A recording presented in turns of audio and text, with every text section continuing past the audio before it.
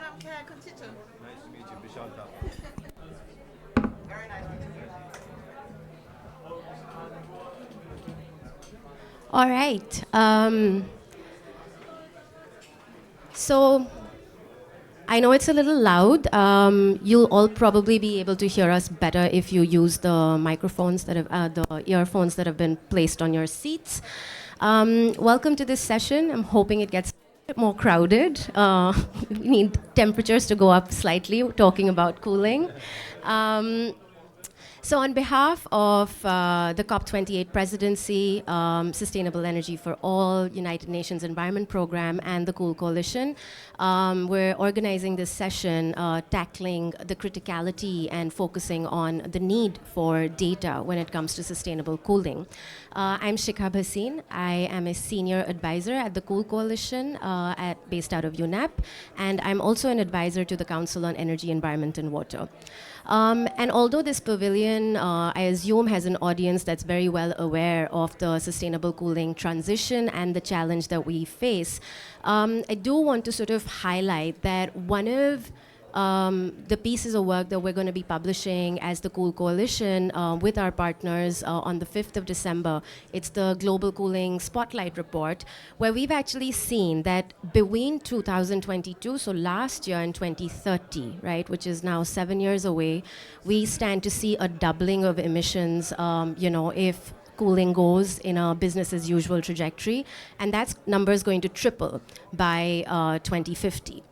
In a similar vein, if you look to the development impact, our partners at SE for All have put out incredible data that tells you the size of the in-access problem and how many billions of people don't have access to cooling and not to sustainable cooling and face immense risks as a result of it.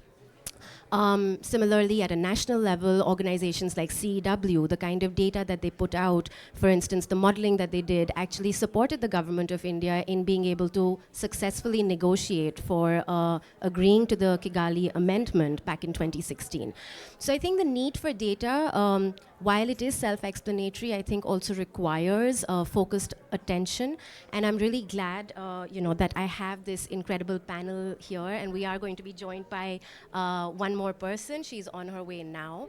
And I think the important thing to realize is that not only are all of you experts and part of the implementation of the sustainable cooling transition that we're seeing globally, but are also representing organizations, and your work has helped shape that sustainable cooling transition that we're seeing. And so to formally welcome, we have Dorothea, who's here, who's an international senior advisor at Concito. We have Bishal Thapa, who's the India director at CLASP. We're going to be joined by Amanda, who is the managing director for international programs at NRDC. And we're going to have a panel discussion with the three of them. And following that, we'll have Brian, Mr. Brian Dean, who is the director for energy transitions at Sustainable Energy for All. And as part of his closing remarks, it'll also be really good to hear, what SE for All is up to. So maybe just to then kick this off, I'll turn to you, Dorothea, and ask you to take that metaphorical step back for all of us in this conversation and talk a little bit about what the criticality really is for data when it comes to cooling. Thank you very much, and thank you for inviting me to speak here today. Let me start off with 2 words about Concito. It's a green Danish think tank that is promoting Paris-aligned climate action and synergies to sustainable development. We are a knowledge-based organization that is partnership-oriented. We base everything we do on data and analysis and use that as a platform for influencing policymakers and policies, both in Denmark, at the Nordic level, in the EU, and globally. To illustrate part of what we do, I take it you all know the UNEP gap emission report. That is coordinated by Concito in close collaboration with UNEP and for UNEP, of course. So that is just to illustrate that we have a variety of priorities and trademarks. In terms of data and cooling, uh, basically, as is the case with all other climate-related issues, data is absolutely critical, and particularly if we want to respond in a Paris-aligned way to what science tells us in terms of urgency for action and implementation and upscaling of activities. Reliable, reliable, systematically collected, transparent, and available data is absolutely critical. And of course, that doesn't go for cooling alone, but it goes for all climate-related issues. It's critical to understand the issue, the magnitude of the challenge, and to actually be able to respond adequately by policy making, legislation, regulation, to ensure evidence-based implementation, to monitor progress and make adjustments, but also for holding policymakers accountable and avoiding greenwashing. So the need for data is absolutely critical. Finally, I think at this time, another dimension might also be pertinent to mention, and that is to avoid misinformation and fake news. Basically, we experience that even science is being put into question. So verifiable data is actually very important. It's critical, but it's not in itself sufficient to ensure action, which the IPCC reports, the emission gap reports, are examples of. We all know the state of affairs, we all know the urgency, and still we are far from where we need to be in terms of decarbonization. So that is also why Consider chose to support the development of the Global Spotlight report on cooling, the first of its kind. We simply need data at all levels.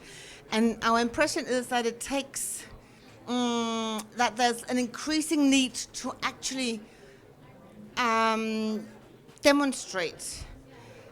demonstrate that climate action and sustainable development goals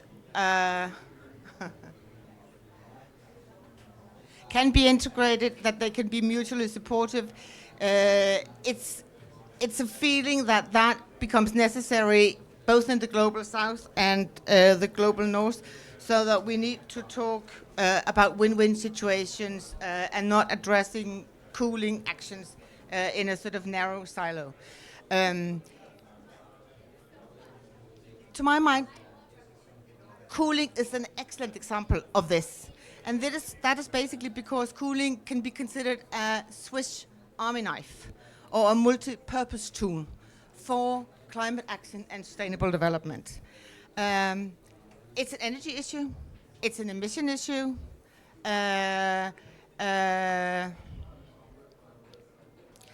combining renewable energy, energy efficiency, electrification can actually both reduce energy consumption, emissions, reduce dependency on fossil fuels, increase energy security. It's a food issue, food security issue, food waste issue. It's linked to nutrition. It's a health issue, keeping pharmaceuticals, keeping health centers cool. The same goes for vaccines. It's an issue that relates to productivity of our societies. So it is covering a broad range of sustainability development goals and objectives, and can be seen as a contributor to that. Finally, it's evidently also a matter of creating sustainable, livable cities. It's about urban planning, it's about buildings, it's about organizing the way we live in a different way. So I believe when we talk about data, it's not sort of cooling narrowly. It's basically how can we actually secure data for documenting the co-benefits of investing in cooling. Thank you. Thank you, Dorothea. And I think it's also really important to point out that actually the data for all of those co-benefits is so sparse, right? And we can talk about creating things like framework regulations such as cooling action plans. But unless those line ministries that are working on health, that are working on agriculture, don't see the direct linkage and the level of impact that cooling will have on their work directly, and you need data for that, these will just be important to have regulatory frameworks, but the implementation will depend a lot on how quickly we're able to get that information to them. I'd like to formally welcome Amanda Maxwell, who's here with us, fresh off the runway. And maybe I'll turn to you, Vishal, next. Because CLASP has developed and continues to run some of the largest databases that exist, globally on energy efficiency. And I think all of our programs, in some way or another, rely on the kind of data that you all put out. Can you maybe talk us through some of these databases, and what are, more importantly, the tools and methods that CLASP uses to keep these as updated as you do? Thank you, Srika. Thanks for the question, and again, thanks for the opportunity to be here as well. CLASP works quite intensively with data as part of our effort to provide the evidence base to support policymakers. And maybe one way I can lead into the response to the question you asked is to pick up on the point you mentioned, which is how do you get line ministries to start responding? And I work in India, I work quite extensively with policymakers in India and in the region. And what I find is, the word that we often use, political will. We got to galvanize political will.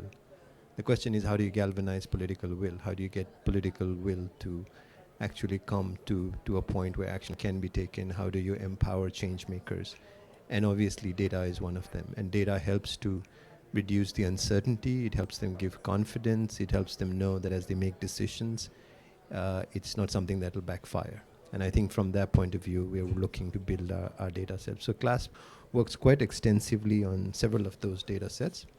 And I want to just highlight a few areas that some of our key focus in terms of how we look at this data.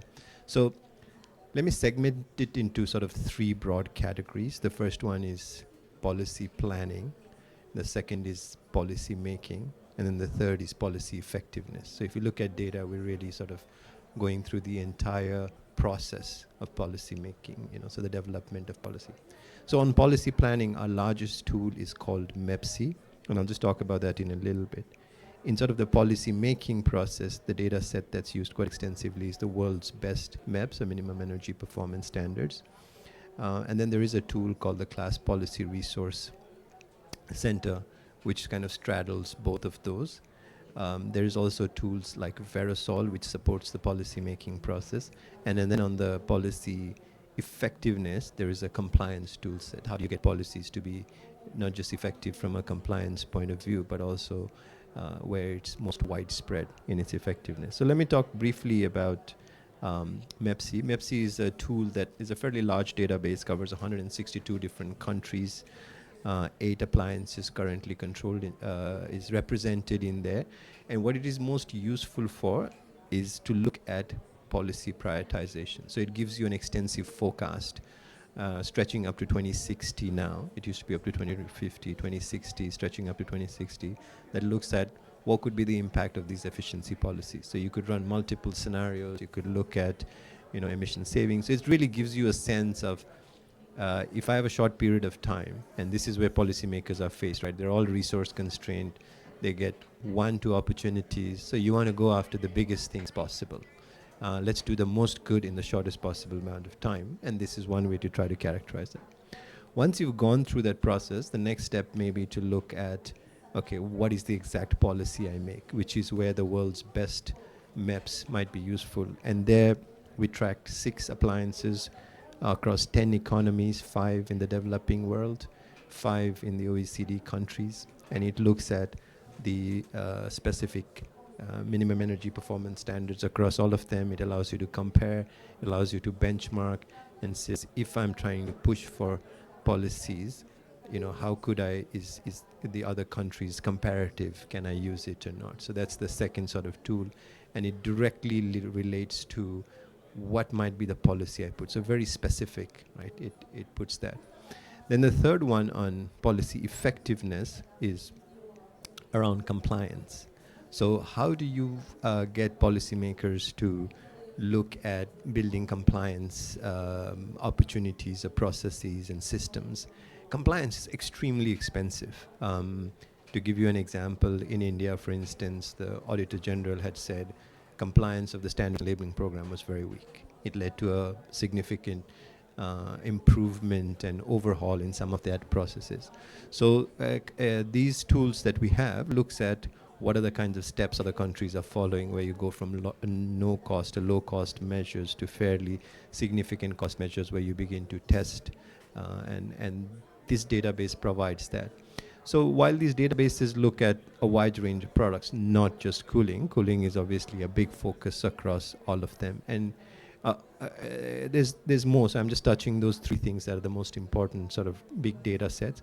And obviously data is only good if we can use it, and we're seeing applications. So for example, we just recently launched a study that is a big focus of our current objective in COP, is to try to highlight that, called Net Zero Heroes, which looks at 10 appliances and why improvements in those appliances would lead to, is absolutely necessary, and where ambition for that. And that's an application that comes from that data, right?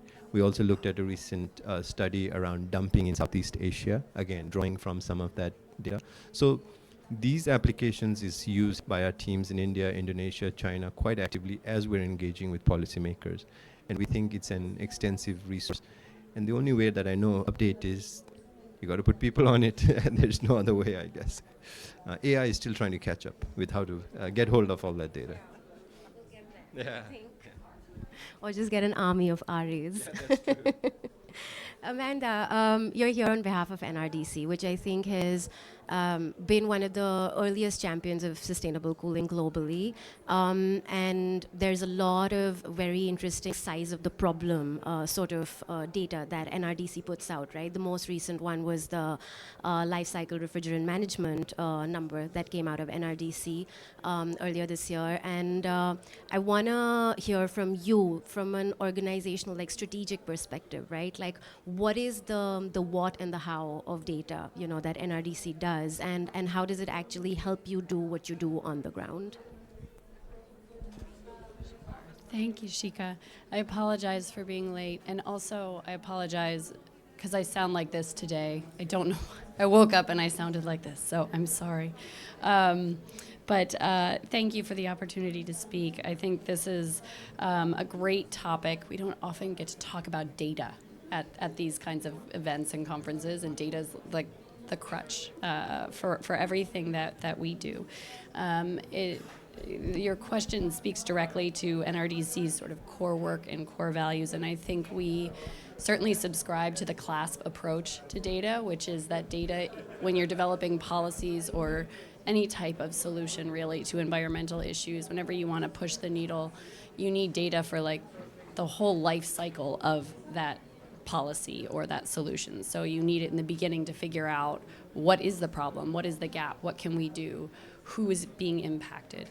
You need it during the actual execution of a policy, right? To be able to say, oh, how is this working? Do we need to make adjustments here or there? And then you need it at the end to evaluate and assess and see how you can scale or how you can improve it. And so the project that you mentioned, Shika, the life cycle refrigerant management, LRM, we worked with two really fantastic partners, the Environmental Investigation Agency and the Institute for Governance and Sustainable Development, to publish this report. And it was sort of a global look at all of the fluorocarbons that are out there already, and those that have yet to be sold, but that are sort of baked into the HFC phase-down process, according to Kigali. And what we found was there were, when you total all that up by 2050, that's 60 billion tons of CO2 equivalent emissions just from those. And that's according to the phase-down schedule. That's like a good, assuming everything goes well. By the end of the century, it's 90 billion tons of CO2 equivalent. So what we did was we basically took that number and figured out what are the actions, what are the things that governments can do to really address that, try and mitigate all of those emissions as early as possible. And so life cycle refrigerant management, LRM again, has sort of 6 pillars, but it basically gets to avoiding and reducing leakage, improving reclamation of refrigerants and reuse of refrigerants, specialized skills training for professionals who will be handling refrigerants, improving the accountability and responsibility chain. So it's kind of like a whole life cycle of the refrigerant and how to manage it the most effective and efficient way possible. And we took that, the numbers, the data, we took the list of solutions, and we brought it to the U.S. Environmental Protection Agency, the U.S. EPA, and some state governments and some private sector actors, and showed them the numbers and said, this is what's going on, and here's what you can do about it. And so we were really thrilled later when the EPA published a draft regulation on refrigerant management that includes a lot of LRM elements in it. So we're really happy and hope that gets finalized pretty soon. The other thing we were able to do is take that study and bring it to the global level at the Montreal Protocol Conference this year, and worked with our partners to try and elevate the role of LRM throughout the conference. And now I believe at the next MOP in Bangkok next year, there's going to be a workshop specifically on that. Thank you. Yeah, it's very interesting to have heard all 3 of your perspectives on this, right? And I think at the core of it is you need data to drive policy support, and to drive policy implementation. And I don't think there's a better platform than COP to really talk about that, right? One of the things that we found in our the report that Dorothea also alluded to, which is the UNEP Cool Coalition cooling report, is that we're seeing increasingly. So the good news is that we're seeing that at least 80% of governments around the world have at least one critical policy relating to cooling that they've developed. The implementation, of course, is a different story, but at least there is that sort of political consensus to act either on passive cooling or to act on appliance efficiency or to act on the Kigali, like the refrigerant phase down, right? And I mentioned these 3 in particular because the modeling that we ran in this report shows us that by 2050, if governments are able to act, of course, with other stakeholders on these 3 critical areas, we're looking at a 68% reduction in our emissions by 2050 while enhancing access, right? So that's the kicker there, that we're not talking about equity or inequity playing its role. We're really sort of looking at it from a climate justice, climate resilience perspective. And I think that's an important number. So you get to 68% by actions on these 3 things, and the remaining 30% that remain for us to be able to get to a near zero or a net zero cooling space actually depends completely on the grid, right? Which is not so much a part of the cooling conversation, and so I'm not focusing on that as much over here. But it's really we're not waiting for some sort of rocket science, right? We know what the solutions need to look like, and policies and data that drives those policies is extremely critical. And with that, I'd actually like to switch gears a little bit and ask all of you to talk a little more about the various geographic experiences that your organizations are having. And maybe I'll start with you again, Dorothea, in that, if you can talk to us about how do you looking at the European or the Danish perspective, where there is data, there's definitely more capacity to be able to develop and create data. What are the kind of impacts that you end up seeing? And are there certain lessons when it comes to institutionalizing, data development that other governments and entities can learn from? Thanks. Thank you very much. I think I'll try to talk a little bit about where we are in the EU and then come up with an example from Denmark that I actually find quite interesting, although it's not totally focused on cooling. But it's an example of partnerships and ways of driving data by setting goals and doing strategies. So basically, within the EU since 2016, there has been a strategy for cooling and heating within the Union, all EU countries have been obliged to do comprehensive assessments of opportunities to improve cooling and heating within the EU every 5 years. That drives data everywhere. The latest reports were made in 2020. In Denmark, there's a total focus on heating. You know, we are located geographically in a climate zone that has not made it necessary to focus on cooling so much in the past. Demand is increasing, focus is increasing, but still it's been a blind spot for many years. So our report focused on district cooling, district heating and heating issues, but it also concluded that there's a need to regulate activities in district cooling, and there's a need to improve data collection on emissions, on fuel use, and stuff like that. So basically, having strategies that all countries are obliged to implement and follow up on also drives data. So it's a win-win, basically, and then it becomes a two-way street. Now, with regard to the climate law that the EU decided in 2021, we are going to achieve climate neutrality by 2050 and a 55% reduction in 2030. And you've probably heard of this EU Fit for 55 package. That is a whole range of different types of legislation in promotion of achieving those objectives. And cooling and heating within the EU actually accounts for 50% of the end energy use. So including both in the decarbonization efforts and energy transition within the EU is absolutely critical if we're going to achieve the objectives. And there's been a high focus on decarbonization, on trying to combine energy efficiency with renewable energy to use waste energy both in cooling and heating. And basically doing that will both help us achieve our emission goals. It will increase energy supply, and it will diversify and lessen our dependence upon fossil fuel from Russia, which is a huge issue as well. The thing is that cooling cuts across so many sectors that regulation is really complex.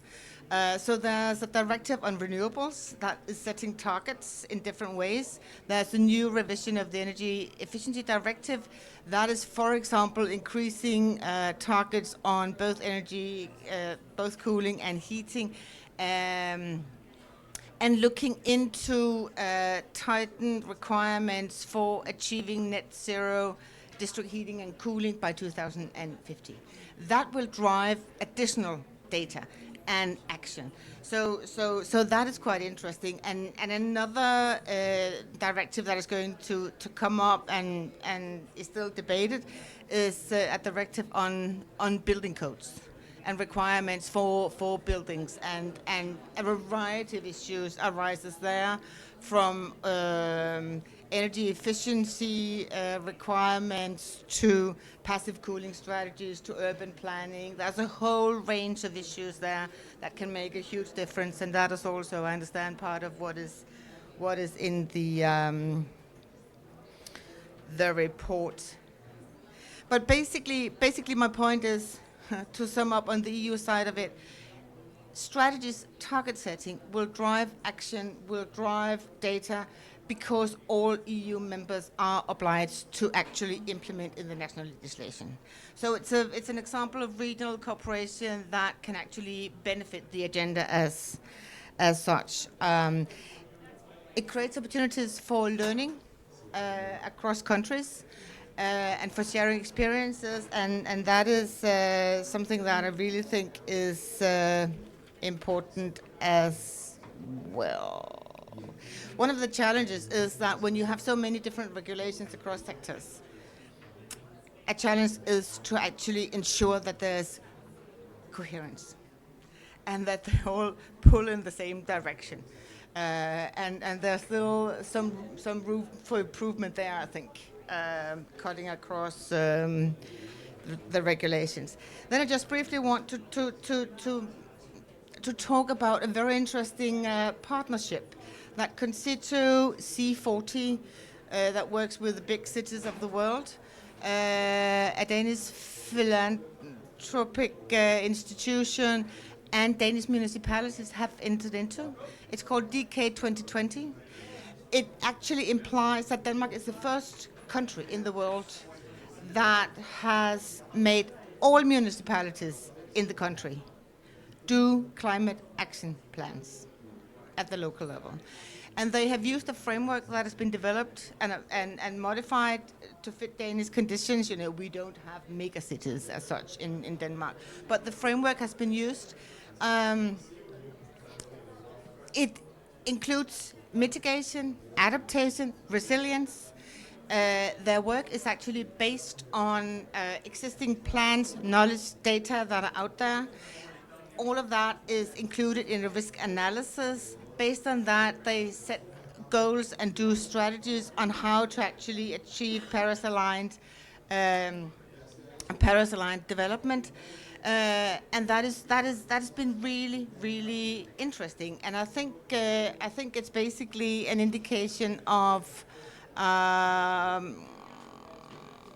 the importance of trying to integrate climate across sectors and levels within municipalities, but also the importance of trying to make the different levels between municipalities, sub-regions, and national level work together. And that can be, I suppose, of inspiration to other countries in the world. It's being presented here at COP, and we're going to look at how to perhaps promote it globally in collaboration with C40. Thanks a lot, Dorothea, for that. I think staying in that line, I do have a question for Vishal, but maybe I'll come to that in because I really want to ask you that, you know, data is supposed to be objective, but the fact of the matter is that data is extremely subjective and very, very political, right? Now, you do a lot of work in India. I want to sort of understand the challenge of that, you know, politicization that data sees, you know, and how you at CLASP have been able to create that successful footprint, you know, within India and other regions. Yeah, it's a tough question with no easy answers. I guess the short answer is you just have to figure out how to like dance through the data in a way that is credible and you try to get things done. But maybe one way to approach that question is perhaps to reference an article that Dr. Ajay Mathur, who's the Director General of the International Solar Alliance, but was previously the Director General of the Bureau of Energy Efficiency, and Christopher Gundler, who was a regulator with the US EPA previously. So they wrote an opinion piece in Project Syndicate. And it was a very interesting piece because it talked about their experiences as regulators. And basically they said, look, at the absence of data, you basically end up taking data from industry, the very entities that you are trying to regulate. So it makes it very one-dimensional. And so what they felt from their experiences was that as a result, it kind of leads to a lot of missed opportunities for progressive regulations. And they singled out some of the work that we'd done, that different agencies had done. So CLASP was one of them that's worked quite closely with Bureau of Energy Efficiency. And of the 35 different standards and labeling program policies that they are, we probably touched all of them.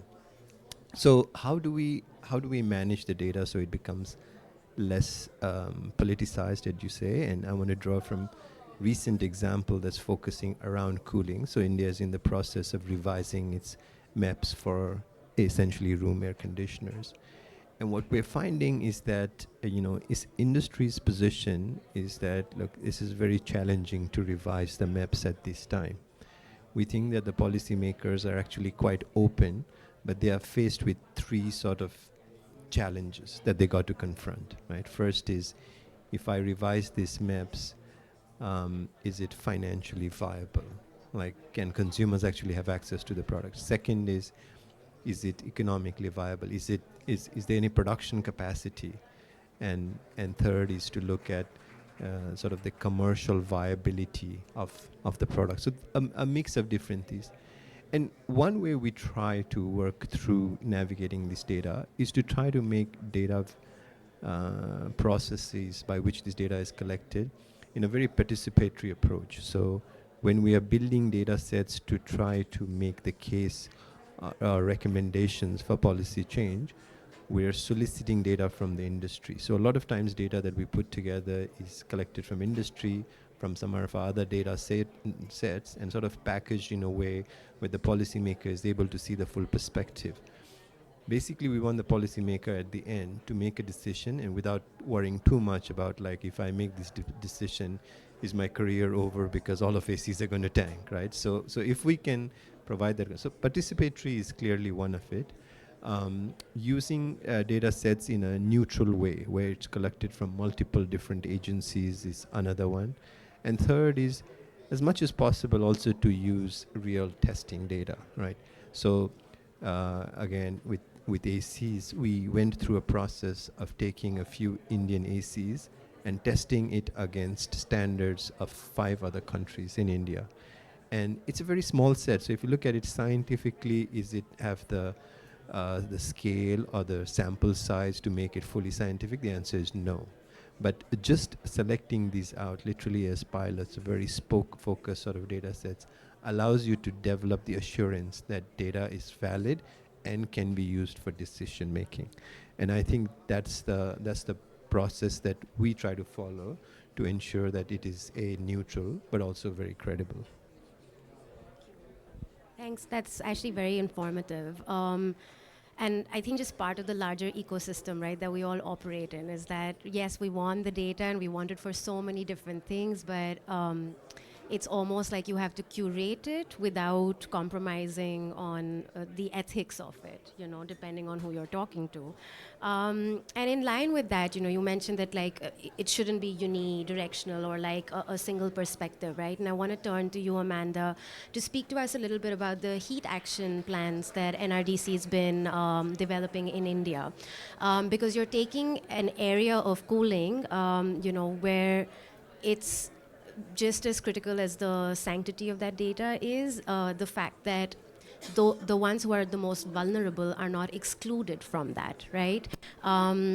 So maybe you could speak to us a little bit about that and how you're trying to use something like that to push the concept of heat resilience, within India. Happy to. This is one of my favorite projects that NRDC does, so I love talking about it. We've been working on heat action plans in India at the city level for well over a decade now. And it all started in 2010 in the city of Ahmedabad, which in May of that year experienced a really awful and lethal heat wave. With temperatures above 46 C, and 1,300 people were identified as having died as a result of that heat wave. And that had a rather sobering effect on the government and really motivated them, the municipal government of Ahmedabad, to try and come up with a solution, seeing that this was not a problem that was going to get better, right? And so we started working with them with a sort of really great dynamic group of people, different public health officials, emergency response officials, climate data officials, and other NGOs, and started to try and figure out what could we do. And like you said, particularly, we want to protect all of the 8 million people in Ahmedabad, but most especially those people who have no resources to handle extreme heat. And so this is an interesting situation where there was no data. Really, there was nothing.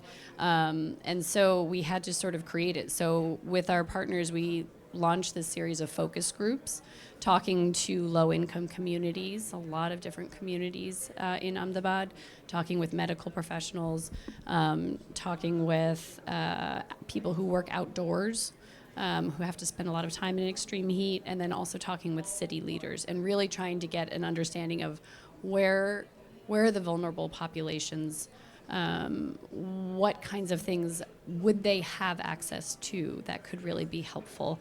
And out of that, we and really the city of Ahmedabad helped crafted this heat action plan, which they launched in 2013. It was the first one in South Asia, and it had several sort of main components.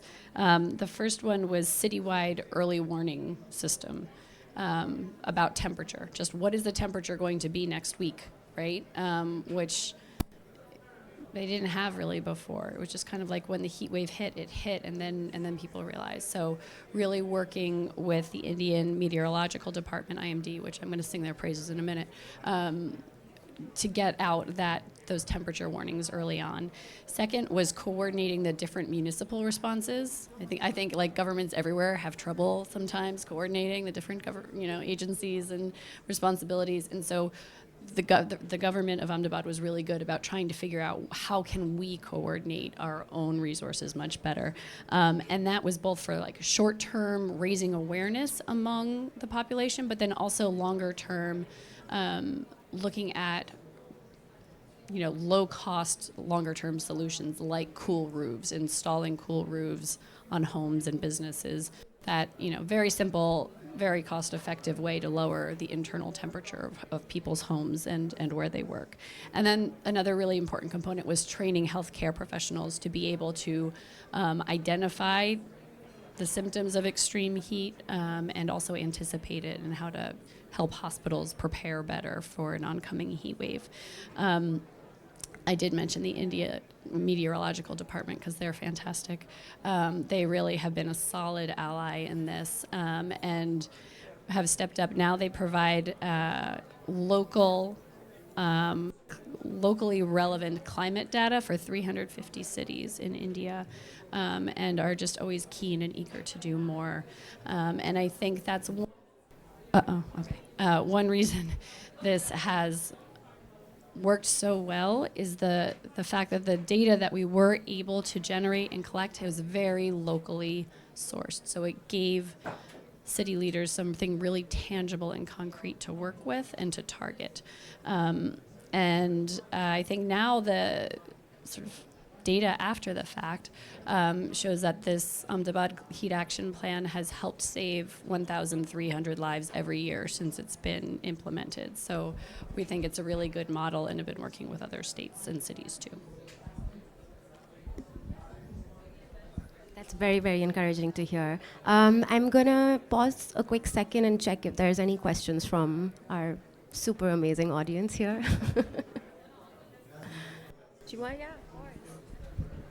So I actually have a question. I mean, we talked a lot about policy setting and working on plans. What about the investment side? And I know class was going to be working on super efficient fans. Where does data come in to trigger the next step to actually driving investments across all of them?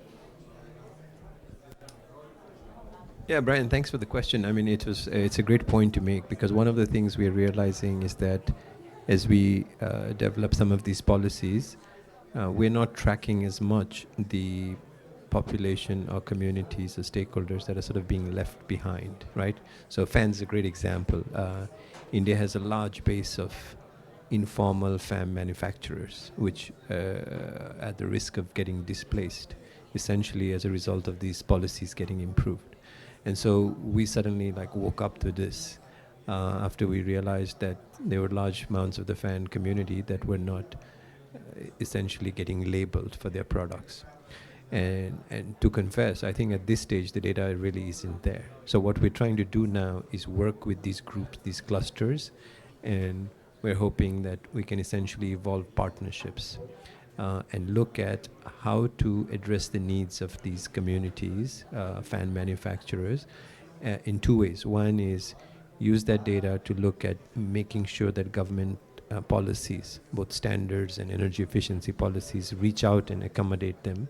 Second is through these manufacturers themselves to sort of up their capacity, and then look at financing needs for them through things like technology insurance, upskilling, where investments made are on technology. But I must confess the data right now is pretty weak. So I think over the next few months we're going to be working to consolidate some of this data, and I think we're partnering with several agencies, NRDC is one of them, TERI, Shakti in India, along with the government agencies, to try to build that. But it's a great question, because it really puts the spotlight on something we kind of forget, right? And we need to bring this equity and inclusion angle a lot more in the impacts of these policies. Anything else you want to add? It is absolutely central, evidently. And I think one needs to look at different types of investments. There's the whole domestic domain. How do you spend your state budget? What kind of public procurement do you actually engage in? Is that part? Have you integrated some of these issues that relates to cooling across your plans so that they are part of what you actually do invest in as a local government or national government? There's an issue, at least in Denmark, and I take it that we're not the only country, between the different levels of government. There are huge challenges for cities with actually being able to provide funding for implementing cooling. There are limits to support, financial support, at least in Denmark, for municipalities, implementation of the climate action plans. So basically, you need to make the argument for it being worthwhile at different levels and to finance ministers to make the investments from domestic budget. And then, of course, you need to come up with business models that can help promote private sector to get in. Yeah, that would be my comments. Yeah, I two thoughts on the investment piece. One, I think the multilateral fund has an important role to play here. That's part of the Montreal Protocol. I think they have a really important role to play in terms of helping to kickstart some of this and to help generate some of the data that Bishal mentioned was missing. And then second, I think finding a way to motivate industries, like just saying you're going to reduce emissions isn't enough, right? And so finding a way to not only model how many emissions they're going to save, but also how much money they could make, how their business could grow is something that's going to be really important. And again, like Michelle said, I think there's some case studies here and there, but I think we need more info on that. Thank you. I'm actually not going to try and sum this conversation up because I think there's been, there's been a lot of very, very important points, and I don't want to try and compromise on the significance of any of them by highlighting one or two. But I do want to say thank you to the three of you, and wish all of your organizations and your work even more success, because I think whether it's the technology aspect of it, whether it's the financing aspect of it, whether it is developing laws, so on and so forth, I think there's a lot more work ahead of us, and more power to all of you. And I would like to invite Brian up here to offer some closing remarks and maybe close the event for us. Thank you. Great. And I will say, we've got data-driven organizations here. SE for All is also data-driven with our decision-making. And many of you have probably seen the Chilling Prospects report. We see that's data-driven to change political will. You guys were mentioning political will. To change how people are setting up their national cooling action plans. We found all along that access to cooling was not being addressed in the national cooling action plans. So we looked at the data and said, well, did you know this many people still need access to cooling, what it means for their development? And I prompted the question on investment because I think that's where SE for All is turning to, which is to say we've done a lot of great work on advocacy and getting this into the public agenda. Where we were 5 years ago on cooling is very different than where we are today. But what we need to do is exactly what NRDC has been doing in India and getting cool roofs on the buildings, getting the super efficient fans into the rooms that Class was going to be working on with the ESL, and getting those investment decisions to be low risk, no risk. They're no-brainers, cost effective.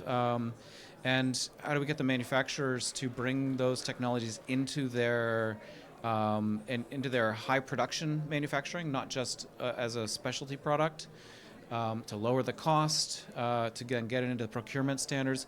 All these things are interconnected, and Mentioning the India Meteorological Organization as well, the WMO, the World Meteorological Organization, they have a United for Science report series, and they'll be having a session later this week that looks at how climate, weather, and water data are essential for the Sustainable Development Goals. And that'll be held at the SDG Pavilion, which I think is in this building. And then, what was the other one you guys were talking about? Data and tools. I think it's really important and fundamental, and we're really pushing for this, is that open data. And, I would love to see if all of you would be willing to work with us on really more open data platforms. We've been talking at SC for All about having a better data warehouse. I could imagine almost like a Wikipedia function. Get all of our disparate databases. We've got a lot of great data between us. At SC for All, we now have found 681 indicators that we think are important and are out there somewhere, but they're on UN, the World Bank, CLASP, SC for All. They're everywhere. And how do we get that to be something that actually supports decision making in the global south?